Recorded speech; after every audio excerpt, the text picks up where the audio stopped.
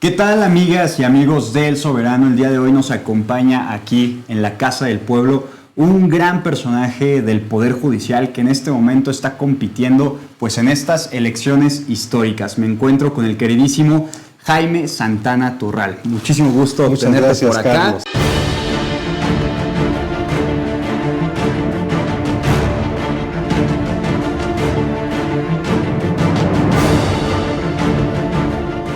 Actualmente desempeña el cargo de magistrado del Cuarto Tribunal Colegiado en materia penal del Segundo Circuito del Estado de México. Es licenciado en Derecho por la UAM, Universidad Autónoma del Estado de México, maestro en Derecho y tengo entendido también doctor en Derecho.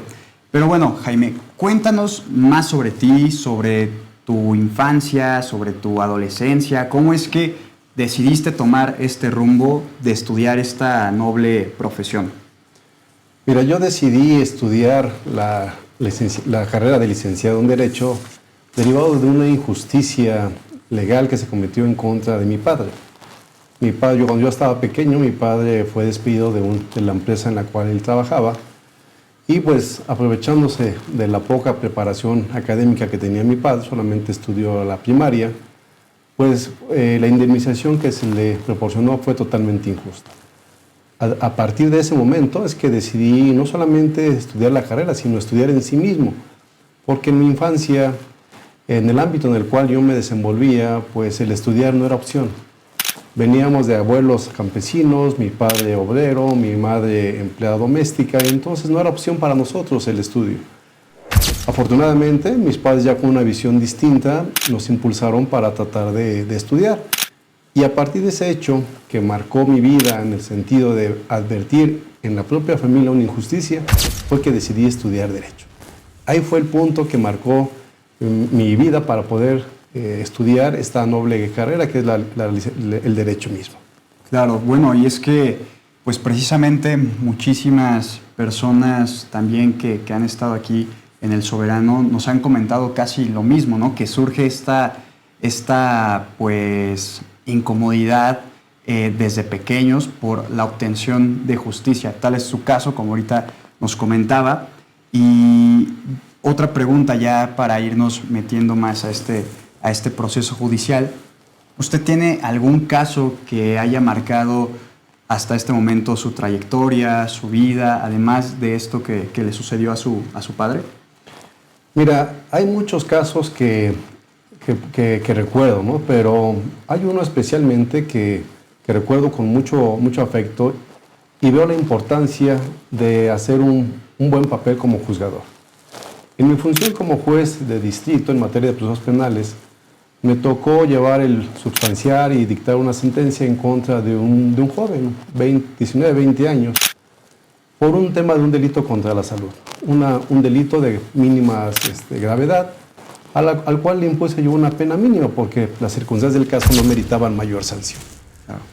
Adicionalmente le pude otorgar, como lo dispone la ley, beneficios, esto es que no estuviera privado de su libertad con motivo de la sanción, sino que se le otorgó un beneficio que era la condena condicional. Esto es, se suspende la pena y por lo tanto, mediante cierto mecanismo administrativo, cumplen con la sociedad. Pasado el tiempo, al momento de que le entrego yo su billete de depósito que se había exhibido años antes para garantizar esta suspensión de su pena, me manifiesta que ya estaba estudiando y que lo que estaba estudiando era la licenciatura en Derecho porque quería ser juez como yo. Ese momento, la verdad que lo recuerdo con mucho cariño porque me di cuenta a partir de ese momento que la labor del juzgador no solamente era aplicar la ley, sino realmente aplicar la justicia. Y en este caso, yo advertí que había funcionado el sistema de justicia, que este muchacho ahora ya de 23, 24 años, ya tenía una visión diferente de lo que quería hacer en su vida. Entonces, a partir de ese momento, pues decidí que pues, toda mi labor jurisdiccional, todos los casos que debería yo atender, debería hacerlos con un sentido humano. Y eso, la verdad, ese caso en particular, lo recuerdo con mucho cariño. Pero al igual que otros asuntos en los cuales, no obstante las limitaciones que teníamos en la institución, recuerdo otro con mucho cariño en el cual tuve como testigos casi como 15 menores de edad, 15 adolescentes que resultaban ser testigos de un hecho. Al momento de que ellos implementamos todo un mecanismo para protegerlos por su incorporación al sistema de justicia, en su calidad de testigos, me pude dar cuenta que con voluntad, no obstante las limitaciones, se pueden lograr grandes cosas. Claro. Al final, cuando terminamos la diligencia, que tratamos de hacerlo lo más ágil posible, los muchachos, los niños, la verdad, no se sentían violentados en haber participado en un proceso judicial. Me di cuenta que pudimos, como estructura del Poder Judicial, con la voluntad y con los pocos recursos, llevar a cabo una diligencia cumpliendo todos los requisitos que establecen los protocolos que estableció la Suprema Corte para ese tipo de asuntos. Ese tipo de casos los recuerdo con mucho cariño, incluso derivado de esa diligencia, recibí varias invitaciones a las fiestas de 15 años. Obviamente no podía asistir, ¿verdad? A todas, ¿verdad? No, y no debía, por supuesto. Claro. Y qué bueno que nos cuenta usted sobre estos casos, porque precisamente son aquellos que tal vez no llegan a la gente. Tal vez también porque en los últimos años el Poder Judicial tampoco se ha empeñado en hacerle saber a la gente qué es lo que están haciendo, qué es lo que hacen en sus cargos, qué es lo que está sucediendo, qué es lo que está pasando. Y es a lo que iba. Ahorita pues estamos en este proceso, ¿no?, de una elección judicial. ¿Por qué? Porque hubo un hartazgo del pueblo, por así decirlo, en torno pues a la corrupción que imperó tanto en el Poder Judicial. Y esa va a mi otra pregunta. ¿Usted cómo considera que se encuentra actualmente pues este poder? El Poder Judicial, no solamente el federal, sino los locales también, nos encontramos en un momento de crisis. Pero un momento de crisis derivado de la desconfianza que, como comentas, existe en la sociedad. No por el tema básicamente de una corrupción a gran escala, sino por la falta de comunicación que ha existido. La sociedad tiene desconocimiento de qué es lo que hace el Poder Judicial y por lo tanto no pondera la importancia de esta institución. Existe esta desconfianza y esta reforma que se va a materializar el 1 de junio con motivo de la elección, por primera vez de la elección judicial, nos da esa oportunidad de tratar de recuperar la confianza que perdimos y muchas veces con justa razón. Pero el tema de la corrupción es un tema que se tiene que combatir necesariamente. La sociedad ya no está dispuesta a tolerar que los juicios no se resuelvan en favor de quien tenga la razón. Eso me parece que es indudable y se tiene que lograr con motivo de esta reforma. Correcto. Entonces sí consideraste necesaria pues que se hiciera realidad esta reforma. Indudablemente. Indudablemente había que reformar al Poder Judicial, insisto, en todos sus niveles, tanto federal como local. Por esa confianza, si la sociedad no confía en sus jueces, la sociedad no estamos en una sociedad en donde existe armonía. Claro. Debemos volver a recuperar la confianza de la gente. ¿Y qué mejor? Pues a través de una comunicación sencilla, una comunicación accesible para cualquier persona. Todas las personas nacemos con un sentimiento o una idea de justicia. Entonces, a partir de eso, creo que es obligación de las instituciones como Poder Judicial poder explicar a la sociedad de manera paulatina qué es lo que hace, por qué lo hace, y de tal manera que cualquier sentencia pueda ser bien recibida por parte de la sociedad. Si logramos eso, creo que la reforma habrá cumplido su objetivo. Su objetivo, por supuesto. Y bueno, ahora ya adentrándonos un poco más al espacio que va usted a ocupar, si es que sale triunfante, ¿usted cómo ve la creación de este nuevo órgano? Era necesario crear un órgano como es ahora el Tribunal de Disciplina Judicial, precisamente por la idea que se tenía en cuanto a que las personas juzgadoras gozaban de impunidad. ¿Cómo se conformaba o cómo se conforma el Consejo de la Judicatura? Pues lo preside la persona titular del Poder Judicial. Muchas veces existieron algunos personajes que lamentablemente se consideraban como intocables. Claro. ¿Por qué? Por la influencia que podía tener respecto de algún integrante. ¿Comentar alguno de esos personajes? Preferiría no hacerlo, preferiría no hacerlo, adelante, Carlos, pero bien. Existen personajes que tuvieron esas características en las cuales eran intocables. Y la experiencia que tuve en el Consejo de la Judicatura, en el ámbito de la Secretaría Ejecutiva de Disciplina, advertíamos que cuando llegaba a fin un procedimiento o alguna suspensión, mayoritariamente la gente decía hasta que por fin se hizo algo en contra de ese servidor público. Y decíamos, pero si todo el mundo lo sabía, ¿por qué nunca se había hecho algo? Claro.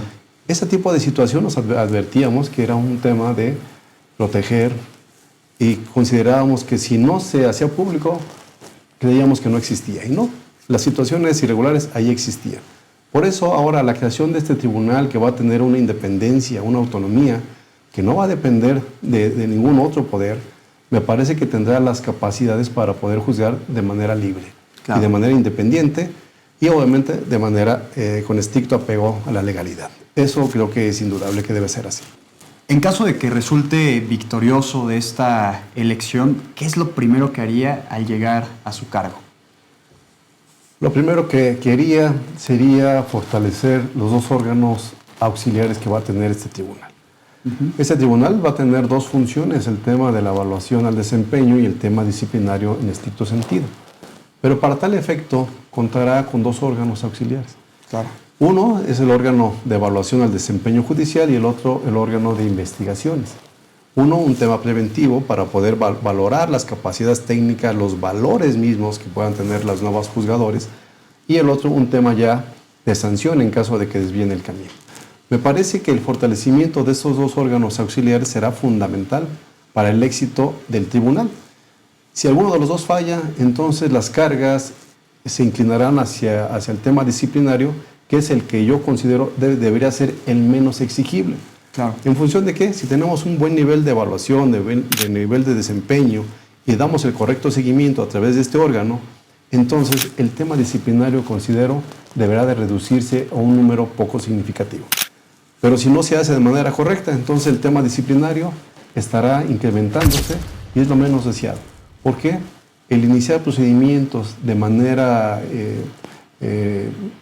incuantificable o de manera muy continua, pues también tiende a mermar la independencia de los juzgadores. Claro. Y me parece que esa no es la idea del Tribunal de Disciplina. Entonces, ¿qué haría yo? Fortalecer estos dos órganos, establecer las estructuras adecuadas y buscar los mejores perfiles que cumplan con los objetivos que constitucional y legalmente ya están previstos para ello.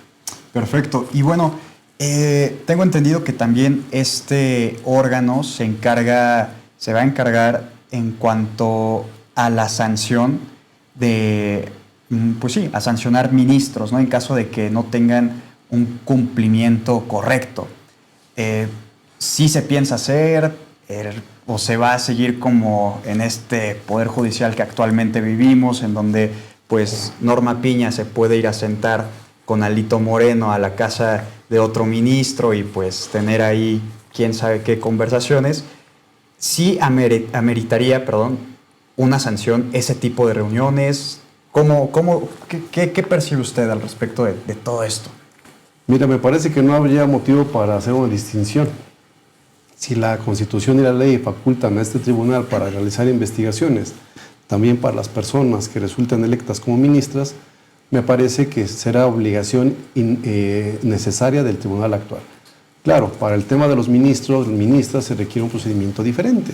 Toda vez que pues, la propia ley establece que para efecto de su remoción se debe reunir ciertas condiciones. Específicamente el tema del juicio político en el cual podrán ser eventualmente destituidos del cargo. Pero por lo que hace al tema de la investigación, me parece que no habría motivo para distinguir. Perfecto. Si algún ministro o ministra también traiciona la confianza del pueblo, me parece que debe ser investigado y darle el curso legal hasta la consecuencia necesaria. Y bueno, con este nuevo Poder Judicial que se viene después de las elecciones, ¿cómo piensan combatir el nepotismo y la corrupción que permean este? Mira, el tema de la corrupción pues, es un tema que debemos enfrentar de manera decidida. Me parece que no podemos seguir simulando un combate a la corrupción. Aquellos asuntos o aquellos casos en los cuales se establezca una sospecha de que efectivamente existe un acto irregular, pues tendrá que ser investigado. El tema del nepotismo, por lo que hace a las personas juzgadoras con motivo de la elección, pues empieza a temperar en función de que va a ser voluntad de la sociedad elegir a sus juzgadores. Pero en las categorías inferiores, evidentemente se tendrá que corregir. ¿Esto qué implica? Pues reforzar los mecanismos que se implementaron en la administración de 2019 a 2022, en la cual se pudo crear un comité de integridad, Esto es, aquel nombramiento que pudiera generar una sospecha de un conflicto de interés debe tener un aval por parte de este comité. Eso lo tendremos que reforzar, lo tendremos que mejorar para que ya ningún nombramiento pueda generar sospecha a los ojos de la sociedad. Sabemos que el conflicto de interés no solamente es que exista, sino que a los ojos de la ciudadanía exista sospecha de que un servidor público llegó a ese cargo únicamente por favoritismos. En la carrera judicial, que está regulada hasta el cargo de secretario, deberemos garantizar que efectivamente estén los mejores y que lleguen con los méritos necesarios y no por un influyentismo o por situaciones totalmente ajenas al mérito mismo. Y por ejemplo, bueno, ya nos comentó esto. ¿Usted ha tenido experiencia en casos similares? Tuve esa experiencia en cuanto a analizar e investigar los temas relativos a corrupción, nepotismo, violencia de género, acoso sexual, con la oportunidad que tuve de servir al país en el área de la Secretaría Ejecutiva de Disciplina del Consejo de la Judicatura Federal.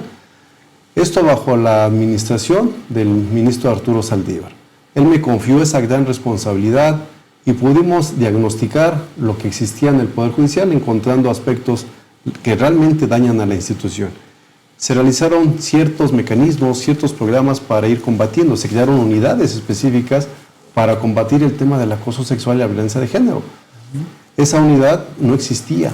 Se implementó y existía una correlación, una comunicación constante con mi área para todos aquellos asuntos en los cuales víctimas de este tipo de conductas se acercaban a nosotros y las canalizábamos. El tema del nepotismo, hicimos una preparación constante con todo el equipo para poder efectivamente determinar en qué casos estábamos en presencia de estas conductas irregulares. Eso que pudimos hacer en esta administración, insisto, de 2019 a 2022, me parece que se puede retomar y aún así, y aún más reforzarla. Ese conocimiento previo que ya tengo me parece que me da esa posibilidad de ya no llegar a diagnosticar los problemas del Poder Judicial. Eso los conozco. Lo que nos toca ahora, en caso de que el voto me favorezca, es venir ya a implementar esas políticas que nos permitan lograr que desaparezca o por lo menos que atemperen. La idea es que desaparezcan. Requerimos un Poder Judicial íntegro y totalmente ajeno a sospecha alguna. ¿Nos podría contar más sobre cómo va el proceso de su campaña? ¿Por qué votar por usted? ¿Cómo va a ser la votación para elegir su cargo? Para que la gente pueda saber más al respecto. Mira, pues el proceso de campaña es un proceso muy limitado. El Instituto Nacional Electoral nos ha puesto muchos candados y únicamente podemos hacer la difusión de nuestros perfiles, de nuestras propuestas a través de redes, a través de medios digitales, a través de medios de comunicación y evidentemente sin pago alguno, sin pautas. Sí, claro. Nada. De tal manera que, pues bueno, la difusión de nuestros perfiles es como se va diciendo, como si fuera de boca en boca, ¿no? Okay. Persona que va conociendo mi perfil, le parece interesante y la va difundiendo y parece que está creciendo orgánicamente. Yo lo veo con mucho optimismo, la forma en cómo se está difundiendo mis propuestas.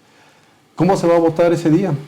Pues bueno, existen 6 cargos a nivel federal que se van a elegir. Ministros de la Suprema Corte, magistrados del ámbito electoral, uno de la sala superior y algunos de las salas regionales, el Tribunal de Disciplina, magistrados y magistradas y jueces y juezas.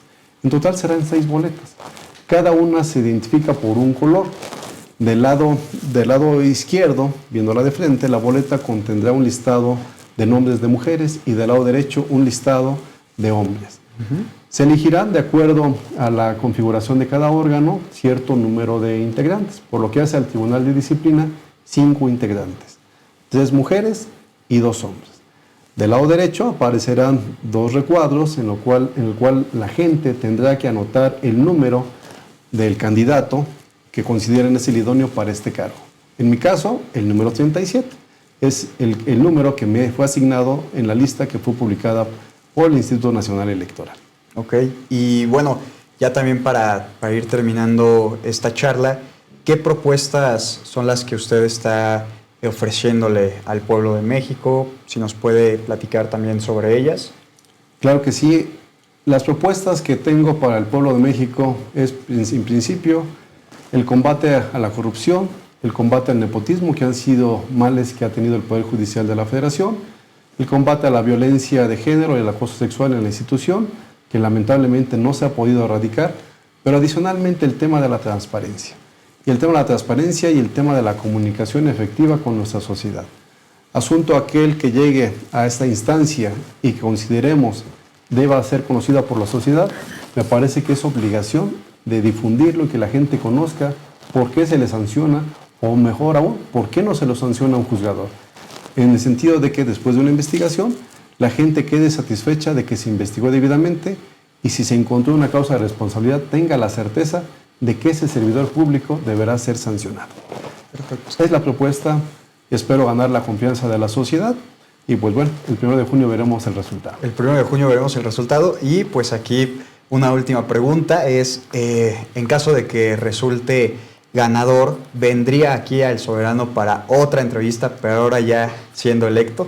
Por supuesto que sí, Perfecto. Carlos, por supuesto que sí. Ya escucharon, ya cerramos aquí entrevista exclusiva una vez que el candidato gane. Pues muchísimas gracias por estar acá, por acompañarnos, por aceptar la invitación de venir a compartir sus ideas a este medio. Y no sé si tenga un último mensaje para la ciudadanía, para los ciudadanos. Adelante, esa es su cámara, candidato. Gracias, Carlos. El 1 de junio tenemos una jornada histórica en la cual la sociedad por primera vez tendrá la oportunidad de elegir a todos los integrantes del Poder Judicial de la Federación que fueron a elección. Es una responsabilidad de todos y cada uno de los ciudadanos poder elegir a las personas que consideren idóneas, no solamente en cuanto a su capacidad técnica, sino en cuanto a sus valores que resulten comunes a cada uno de nosotros. Esta elección, insisto, de carácter histórico, representará el gran reto de nuestra sociedad para conformar un nuevo Poder Judicial de la Federación. En mi caso, como candidato al Tribunal de Disciplina Judicial, será la boleta verde menta y apareceré con el número 37. Si gano su confianza, ojalá pueda obtener su voto. Pues muchísimas gracias, candidato. Un gustazo tenerlo por acá. Y ustedes no se olviden de darle like, compartir, comentar esta entrevista y también seguir en sus redes al candidato. Si también nos las puede compartir, por favor, sus redes sociales, ¿cómo lo podemos encontrar? Claro que sí, aparezco con mi nombre, Jaime Santana Turral, en algunas Jaime Santana, en TikTok como Jaime Santana Tour. Pues ya está. Síganlo y conozcan sus propuestas. Y muchísimas gracias. Y soy Carlos Centeno para El Soberano.